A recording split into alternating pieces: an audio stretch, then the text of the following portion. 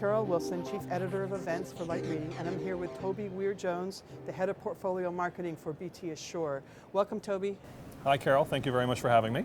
So, Toby, why don't you start off by telling us what is BT Ashore? So BT Ashore is BT Global Services security business for enterprise customers. So we provide a worldwide assortment of enterprise security services, your classic managed services, some on-site professional services, CPE for customers who actually need a turnkey solution, and we deliver those services in every major market around the world. Okay, so we're here at the Mobile Security event in New York, so let's talk about the extent to which the cloud, in particular cloud services, and mobility, the two fit very nicely together, but are they creating new kinds of security challenges for enterprises? They are. What we see is a tremendous momentum that's come from the increased adoption of smartphones and high-performance mobile workers. Okay. Their expectation is that they're going to have an office-like experience while they're on the road. So they want all the access, they want all the information, they don't want a stripped down, lightweight version, and they don't want to have to deal with a whole range of cumbersome security protocols in order to gain access to a limited view. They just want it to work. Okay. So from our point of view, it's essential that the mobile network be as office-like as possible and enable this flexible working that is very much commonplace now among certainly our customer base around the world. But does all that flexible working create potential new security breaches?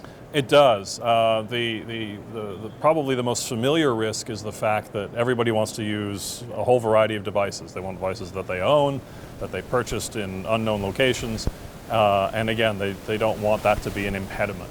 You see that characterized as bringing your own device. Right. It's a hot topic, certainly. We see that the challenge that comes from it is a management challenge as much as a technical challenge. On the technical side, certainly the advent of all these different mobile operating systems and device platforms and all the rest of it increase the likelihood that significant vulnerabilities will appear. Okay. But that likelihood was already non-zero.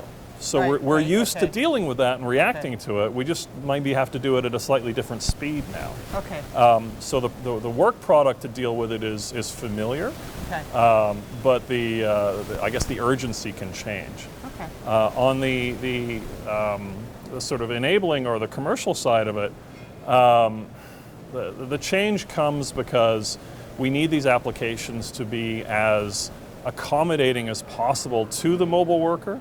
Okay. And we need them to support requirements that themselves are evolving very quickly.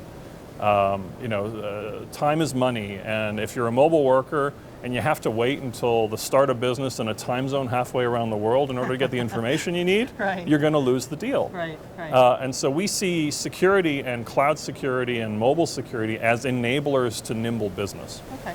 And that's really our major supporting activity there. That makes sense. Now, usually inherent in discussion of security is also a sense of secrecy. Mm-hmm. But I know from the panel we were on together earlier today that you have a strong belief in transparency. Explain why that's important and exactly what you mean by that in the security realm. Sure. So the idea of transparency boils down to making sure that the customer has confidence and an ability to validate what you tell them. So the confidence comes by sharing how you work. It doesn't necessarily mean you give them all your source code or all your intellectual property, right? But it does mean that you can scrutinize your procedures, you can scrutinize your working processes, your SLAs, and that there are real penalties, not just window dressing, so that the service provider has a genuine stake in the success of the relationship.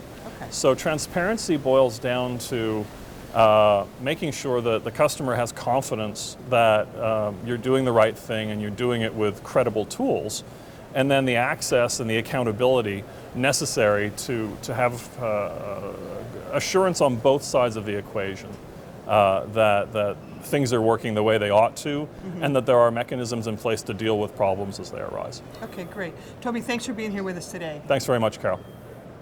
For LRTV, I'm Carol Wilson.